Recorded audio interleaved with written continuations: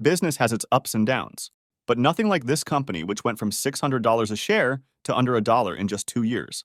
Yes, we are talking about WeWork. Adam Neumann co-founded the company in 2010 with the vision of creating flexible workplaces across the globe. The idea was to disrupt the traditional office space market by being more attractive for the young workers and adapt to the gig economy.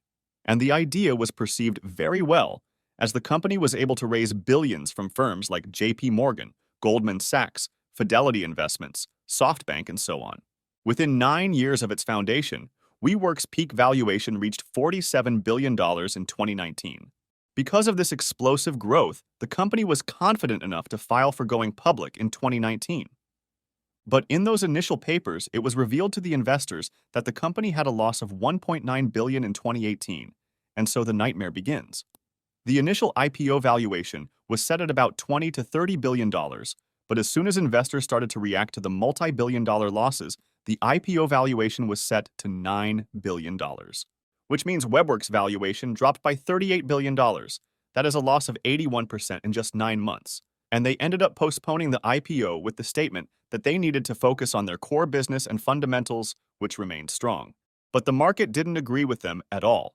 See, WeWork had 2 major problems, which were bad leadership and a flawed business model.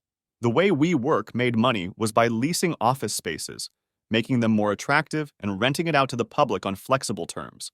You could rent a desk for an hour or a floor for a month, whatever worked for you. But despite them being essentially an office space rental company, acting like middlemen between the landlords and short-term tenants, they positioned themselves as a tech company.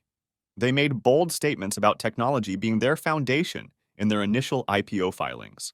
In their defense, they did gather some good data on things like how, when, and where do people want to work, which helped them grow in cities like New York. But it felt misleading as it was so far from what the company actually did and how they made their money.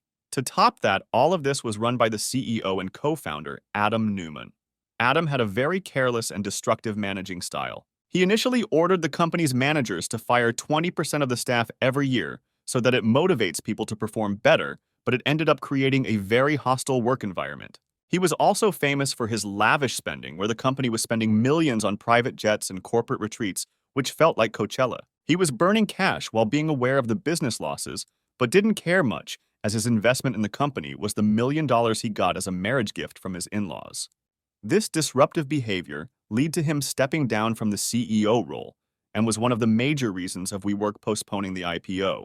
But regardless of all this, the company did manage to go public in October of 2021, and since then, the stock has been in a consistent downfall. It started from about $600 a share and is now under a dollar a share, losing 99% since its IPO.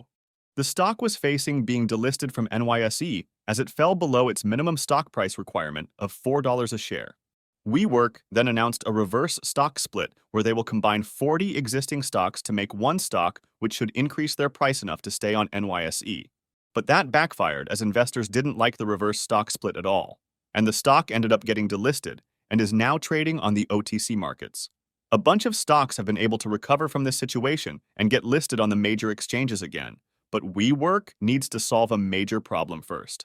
See, in the decade or so of their existence, they have never reported a profit even a single time. That is not that big of a deal in today's market, as other companies like Uber and Tesla were public for a while before they reported profits. But the problem for WeWork is larger as its situation got worse in 2020. On one hand, Tesla and Uber both were able to recover and grow since the crash. But on the other hand, instead of growth, WeWork had billions of dollars of leases on these office buildings, which became useless during COVID, as gig economy took the hardest hit and the stable long-term tenants moved majority of their business and workers online. As a result, WeWork was burning about $300 million in cash every quarter. The only way I see for them to stay afloat is that while going through this bankruptcy, they need to restructure so that they can first stop the money draining to these massive leases, cut their losses, and retain a smaller portion of their portfolio which is profitable. From there on, they could focus on growing the company organically with minimal debt.